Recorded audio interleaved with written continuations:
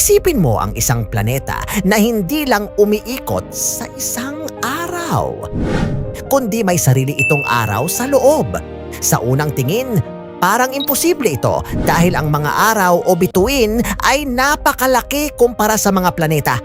Pero paano kung sa isang sulok ng napakalawak na universe ay may isang kakaibang mundo na may makapal na crust at sa loob nito ay may nagliliyab na core na parang maliit na araw na nagbibigay ng liwanag at init sa buong planeta?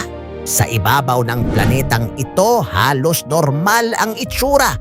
May mga bundok, malalawak na kapatagan at malalalim na karagatan. Ngunit may isang kakaibang bagay na mapapansin ng sino mang naroon.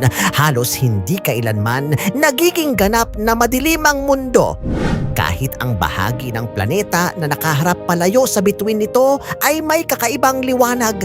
Ang dahilan ay ang glow na nagmumula sa ilalim ng lupa na parang ang puso ng planeta ay naglalabas ng liwanag. Sa ilalim ng makapal na crust ng mundong ito ay may napakalawak na hollow space. Sa gitna nito ay matatagpuan ang nagliliyab na energy core na nagsisilbing araw ng interior world. Ang liwanag nito ay tumatagos sa mga bitak, tunnel at malalalim na bangin sa crust ng planeta, kaya sa ilang lugar sa ibabaw ay makikita ang liwanag na nagmumula sa ilalim ng lupa. Isipin mo kung nakatira ka sa planetang ito. Sa halip na tumingala sa langit para makita ang araw, maaaring kailangan mong tumingin sa malalalim na bangin kung saan makikita ang napakalakas na liwanag mula sa loob ng planeta.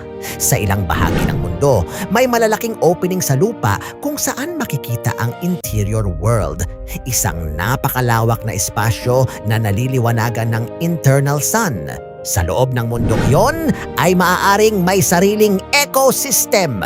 Mga lumulutang na tipak ng bato, kakaibang ulap ng mineral at mga nilalang na sanay sa liwanag na hindi nagmumula sa kalangitan kundi sa gitna ng planeta.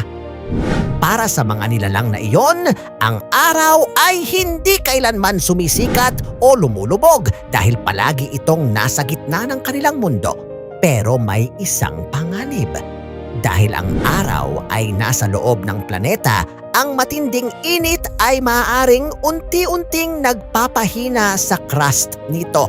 Sa paglipas ng milyon-milyong taon, maaaring magkaroon ng malalaking bitak sa ibabaw ng planeta. Kapag nangyari iyon, maaaring lumabas ang napakalakas na liwanag at init mula sa loob na parang ang planeta mismo ay nagbubukas upang ipakita ang lihim na araw nito. Ngayon, isipin mo ito.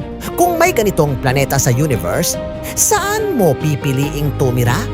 Sa ibabaw ng mundo kung saan makikita mo ang mga bituin sa kalawakan o sa loob kung saan makikita mo ang napakalaking araw na nagliliyab sa gitna ng planeta?